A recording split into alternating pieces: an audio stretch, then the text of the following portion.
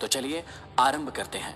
8वें अध्याय की शुरुआत में श्री चाणक्य कहते हैं कि निकृष्ट लोग सिर्फ धन की कामना करते हैं, मध्यम लोग धन और यश दोनों की चाहत रखते हैं और उत्तम लोग केवल यश की चाहत रखते हैं, क्योंकि मान सम्मान सभी प्रकार के धनों से श्रेष्ठ है।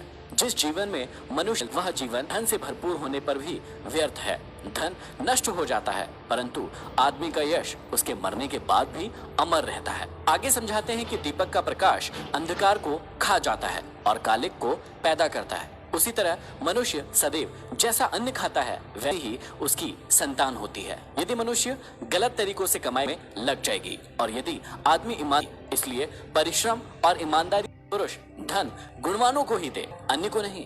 देखो समुद्र का जल मेघ पृथ्वी के चर अचर जीवों को फिर से सार है, परंतु दान उसी को देना चाहिए हो। सुपात्र के पास जाने से दान दी गई वस्तु अथवा धन का समुचित उपयोग होगा। दुष्ट के पास जाकर दान की गई वस्तु का उपयोग स्वार्थ से प्रेरित होकर ही हो पाता है। मेघों के पास जाकर समुद्र का खारा पानी भी मीठा हो जाता है और करोड़ों जीवों की प्यास को बुझाता है और फिर से सागर में मिल जाता है। आगे समझाते हैं कि तेल लगाने पर, चिता का धुआं लगने पर, स्त्री संभोग करने पर, बाल कटवाने पर मनुष्य तब तक चांडाल अथवा अशुद्ध बना रहता है जब तक कि वह स्नान नहीं कर लेता। इसलिए हमेशा ध्यान रखें कि इन चीजों के बाद हमेशा सबसे पहले स्नान करें। अपच होने पर पानी दवा है, पचने पर बल देने वाला है। भोजन के समय थोड़ा थोड़ा जल अमृत के समान है और भोजन के अंत में जहर के समान फल दे। ध्यान रखें कि अंत में पानी ना पिए, या तो भोजन के दौरान थोड़ा थोड़ा पानी पिए या भोजन समाप्त होने के आधे से 1 घंटे के बाद। तापे में स्त्री का मर जाना, बंधु के हाथों में धन का चला जाना और दूसरों के आश्रय पर भोजन का प्राप्त होना, ये तीनों ही स्थितियां पुरुषों के लिए दुखदायी है।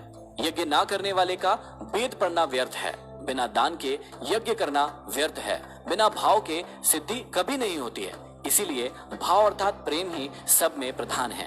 भाव के बिना कोई भी कार्य संपन्न नहीं होता, अतः सभी कार्यों में आस्था जरूरी होती है। शांति के बराबर दूसरा कोई तप नहीं है, संतोष से बढ़कर कोई सुख नहीं है, लालच से बड़ा कोई रोग नहीं है और दया से बड़ा कोई धर्म नहीं है। क्रोध यमराज की मूर्ति है, लालच नरक में बहने वाली नदी है, विद्या कामधेनु गाय है और संतोष इंद्र के नंदनवन जैसे सुख देने वाला है। क्रोध आदमी को हमेशा मृत्यु की ओर धकेलता है, लालच अतः है।